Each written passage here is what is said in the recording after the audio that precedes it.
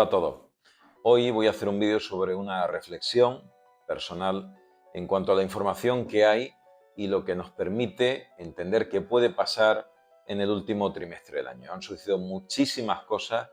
Como ya dijimos, las noticias vuelan, hay muchísima información, están pasando muchas cosas todas muy seguidas y eso va a condicionar una situación a futuro, pero a muy corto plazo, es decir, ya adentrado octubre y sobre todo noviembre, segunda quincena de octubre, primera quincena de noviembre, todo noviembre y parte de diciembre con sucesos que van a no parar de aparecer en las noticias.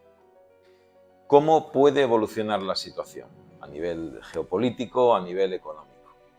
Bueno, podrían darse varios escenarios, pero lo que podemos objetivar de forma clara es que las cosas han ido de mal a peor y debe suceder algo muy importante para ver una mejoría.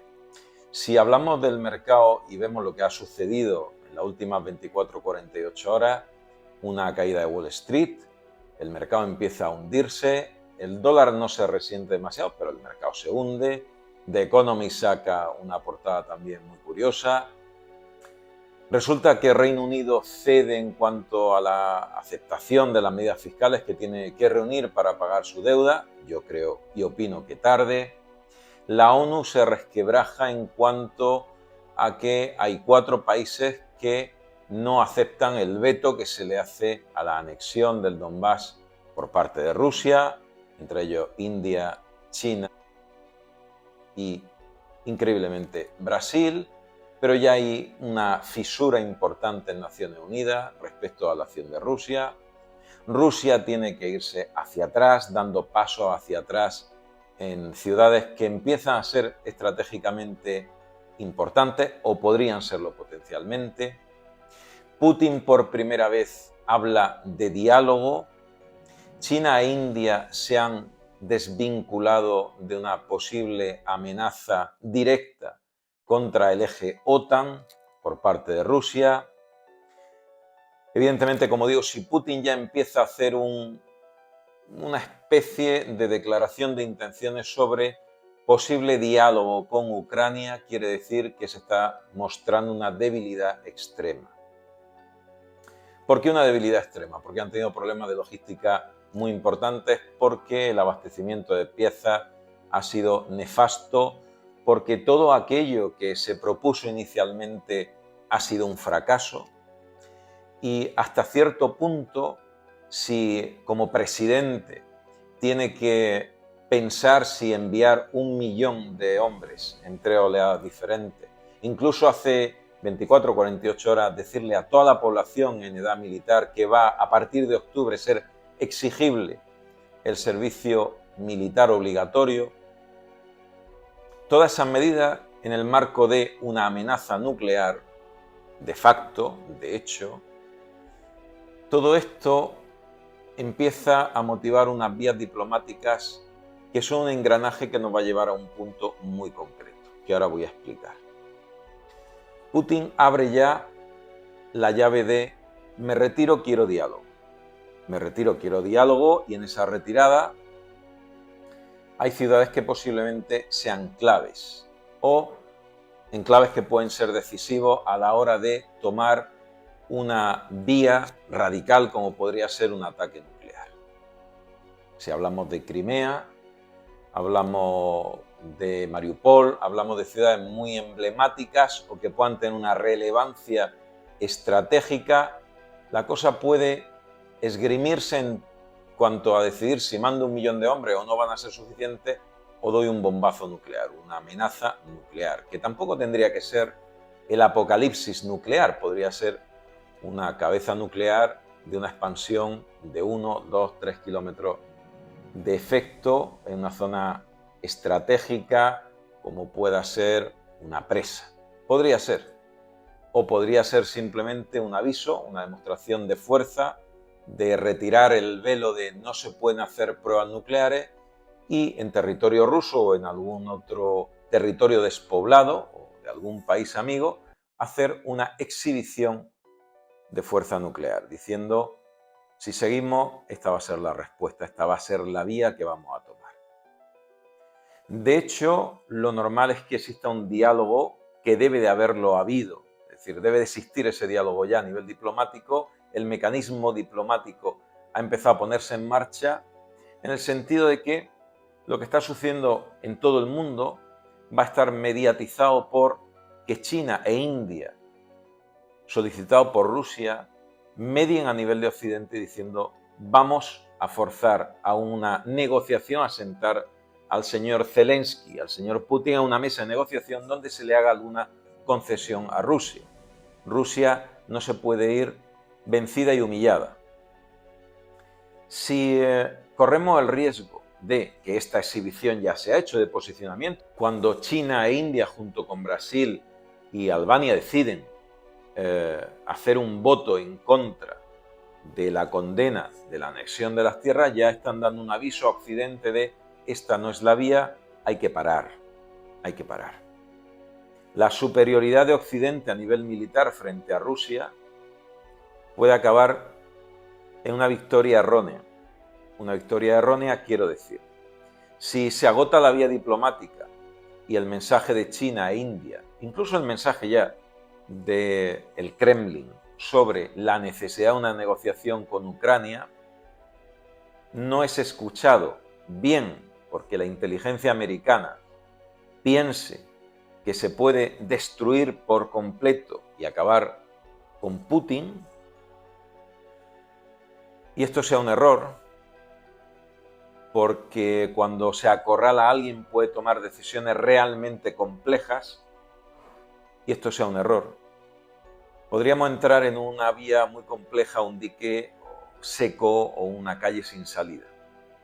¿Por qué podría suceder esto? Como digo, si la inteligencia americana pensara que o bien pueden lanzar un ciberataque y cargarse la infraestructura nuclear, o bien el escudo de misiles es capaz de revertir cualquier ataque nuclear, o bien pensar que sería el punto y final que colmaría el vaso del fracaso de Rusia y que esto no iba a tener mayores consecuencias, podríamos presumir que seguir acosando a Rusia podría ser un buen plan. Si además no aparecen fisuras en Europa respecto a esta vía de solución o de no solución del conflicto, todo se podría complicar al extremo. Y el punto de inflexión al que llevarían a Rusia si la vía diplomática no funciona, si China e India no disuaden al eje OTAN de que seguir dándole apoyo a Zelensky, dándole arma y que Zelensky acabe echando de zonas como Crimea a Rusia, Rusia, de la mano de Putin, se podría ver obligada a hacer una primera exhibición. Depende del nivel de escalada de violencia nuclear, de amenaza nuclear, podría ser, como digo, un bombazo, una exhibición de fuerza nuclear en un territorio absolutamente desocupado, sin daño de ningún tipo, solamente decir, estoy aquí. Se podrían empezar a mover los hilos y todo esto se va a augurar. Si el movimiento va en este sentido, lo vamos a saber por unos movimientos muy claros. Van a empezar a desplazarse, porque esto no es tocar el botón y que explote una bomba nuclear, no, esto es bastante más complejo. Podrían empezar a moverse artillería nuclear, podrían empezar a moverse submarinos, tomar posiciones, acercar posiciones para un eventual bombardeo en zonas ocupadas de Ucrania, enclaves importantes en el Mar Negro, bombarderos. Si esto empieza a suceder y la vía diplomática fracasa, oiremos al señor Lavrov, oiremos al señor Putin, oiremos otras vías diplomáticas, habrá una cascada de declaraciones augurando lo que va a pasar y, voilà, tendremos una prueba nuclear. Una vez que haya una prueba nuclear, si lo hacen suave, si lo hacen fuerte, habrá un bombazo nuclear de baja intensidad primero, a ver qué responde la OTAN. Pero pongamos en el mejor de los casos. Si se hace oídos sordos por parte del eje OTAN, sobre todo por parte de Estados Unidos, si hay una prepotencia militar pensando que el escudo va a funcionar, que Putin no se va a atrever o que van a ser capaces de, con un hackeo generalizado de las comunicaciones, bloquear todo el sistema nuclear del señor Putin y de Rusia. Si el eje OTAN piensa que la vía no es decirle al señor Zelensky hasta aquí hemos llegado, te tienes que sentar y negociar y hacer una concesión a Rusia, porque el señor Putin está acabado, van a tardar 8 o 10 años reconstruir el ejército, prácticamente no les queda más que el recurso humano de mandar 1 millón de personas o más, o reclutar a toda la población que está huyendo de Rusia, precisamente temiendo lo que viene. Pero el desgaste social, económico, las sanciones, la propia imagen de Putin, el fracaso total a nivel militar, Putin no se está guardando ningún as en la manga. Lo habría sacado ya, evidentemente, porque pensaba que en 48 horas iba a tomar Kiev y no ha sido así. Se ha tenido que ir desplazando hacia atrás, haciendo retirada y retirada y retirada. La última baza ha sido el referéndum, la anexión de territorios del Donbass. Pero si seguimos presionando militarmente, si el señor Zelensky sigue recibiendo miles de millones para hacer su guerra y seguimos presionando a Rusia y la vía diplomática fracasa porque queremos que fracase y no se hace ninguna concesión, Putin ya está claro que no va a tomar ningún país de ningún tipo de la antigua URSS porque no tiene ni siquiera fuerzas para salir dignamente de Ucrania. Pero tiene la fuerza nuclear. Y salvo que los Estados Unidos lo sepan, el resto del mundo no sabe en qué situación está Putin. Lo último que ha sucedido como sabotaje del Nord Stream, augurado ya desde el 7 de febrero por el señor Biden, y que ahora Rusia exige que se aclare que ha sido un sabotaje y quién lo ha hecho, y afirma Putin que tiene informes para demostrar que ha sido la administración Biden la culpable de ese sabotaje. Biden hace declaraciones diciendo que ha sido un sabotaje, evidentemente, lo del Nord Stream. Pero como dije, es un evento, un cisne negro similar al de las Torres Gemelas en cuanto a las consecuencias que puede tener. Si fracasan las vías diplomáticas, como he dicho, veremos posiblemente una escalada a nivel nuclear. Si no hay fisuras en el eje OTAN, puede que haya un paso adelante en ese sentido. Y si hay un primer bombazo nuclear táctico, en una estrategia de suma y sigue en esta escalada nuclear, pues podría ser algo muy grave, porque ahí sí es verdad, en el momento que nosotros empecemos a ver declaraciones de Lavrov, de Putin, diarias prácticamente sobre el tema nuclear, sobre ciudades que se están perdiendo, si nosotros empezamos a ver nombres, si empiezan a sonarnos nombres de ciudades ucranianas que se están reconquistando por el ejército ucraniano, el semáforo de máximo peligro va a empezar a ponerse en rojo.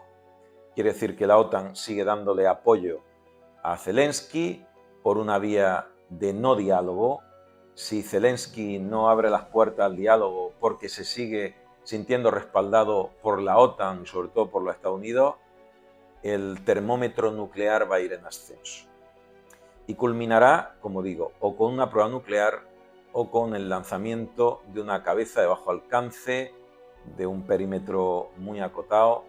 Pero a partir de ahí el problema serio es que Occidente tiene que tomar una decisión. O hemos llegado hasta aquí y se acabó el juego de la guerra y vamos a empezar a construir, o el nivel de destrucción puede ser imprevisible. Entramos en un terreno de horizonte indefinido, una singularidad histórica, porque no sabemos qué va a pasar. La última vez que se utilizó la energía nuclear, la bomba nuclear, solamente estaba en posesión de uno de los bandos. Pero ahora hay unas 7.600 cabezas nucleares que pueden ser utilizadas por parte de Rusia y otras tantas, aproximadamente las mismas, por parte de Estados Unidos. Entramos en una verdadera singularidad. No sabemos qué va a pasar. Se debe poner freno diplomático, sobre todo en el momento que aparezca en la realidad tangible el elemento nuclear, ya sea como una prueba nuclear o ya sea como un ataque real de bajo alcance. Porque ahí sí que es verdad que o se sientan a negociar el señor Zelensky con Putin, o el resto del mundo corre un serio peligro. A todo esto, y sin mediar ningún otro elemento decisorio, veremos cómo nuestra vida cambia radicalmente a un empobrecimiento generalizado, una crisis sin precedentes. Ya no va a ser la recesión de la que estamos hablando, ni muchísimo menos. Va a ser una situación prebélica o bélica en un verdadero conflicto global que no conocemos. Ninguna de las personas, queda muy poca proporción de la sociedad que haya sobrevivido a una gran guerra, la sociedad no está preparada para lo que vendría. Y creo que sería un acto de irresponsabilidad, más allá de lo que ya estamos viendo, que es extrema la irresponsabilidad, de no favorecer, no forzar una negociación, sino seguir haciendo una guerra de desgaste contra Putin, que está literalmente acabado, y llevarlo a un momento de decisión dramática de agresión nuclear. Si se lleva a Rusia a este punto, la situación se va a complicar al extremo. Y como reflexión última, casi como augurio a futuro, ¿qué creo que va a pasar? Pues creo que la insensatez va a seguir creciendo y que me da la sensación que los servicios de inteligencia americanos, después de lo que sucedió con Nord Stream, van a forzar la situación a un punto no deseado. Veremos a ver hasta dónde lo fuerzan. Pero nada indica a que se le vaya a restar presión sobre Rusia, presión militar, ni se vaya a ceder en el apoyo a Zelensky. Y eso ya los mercados lo están augurando, lo están advirtiendo con su movimiento a la baja, y eso lo estamos viendo en toda la economía del mundo. Lo que va a suceder desde mediados de octubre hasta finales de noviembre, mediados finales de noviembre, puede cambiar el panorama mundial en un sentido negativo.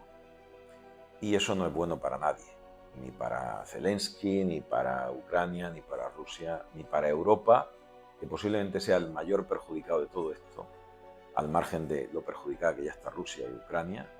Ucrania podría casi ser volatilizada del mapa o pagar un precio en un entorno fantasma a todos los niveles, económico, social, político y un larguísimo etcétera, tardar décadas en reconstruirse, al igual que Rusia. Europa entraría en una depresión profunda y Estados Unidos quizás sería el vencedor, si es que puede definirse como alguien en este contexto como vencedor de toda esta situación. Si el dólar perdiese la preferencia de ser usado como referente en las transacciones, evidentemente la economía americana no sería lo que es, y el mundo tiene que tomar conciencia de que si bien Rusia no lo ha hecho bien, Estados Unidos tampoco, Europa va a ser la gran perjudicada de todo esto, y a ver dónde nos llevan estos dirigentes, porque el marco de incertidumbre que se abre es salvaje, es brutal, absolutamente inconcebible. Han caído economías como la de Reino Unido y va a haber un efecto dominó en toda la economía europea. No sé si el eje franco-alemán va a permitir que Estados Unidos siga dando un paso adelante. Tenemos una crisis económica también sin precedentes y nuestro sacar pecho a nivel militar no sé hasta qué punto va a llevar a Rusia a un callejón sin salida. Mando un fuerte abrazo y nos vemos en el próximo vídeo.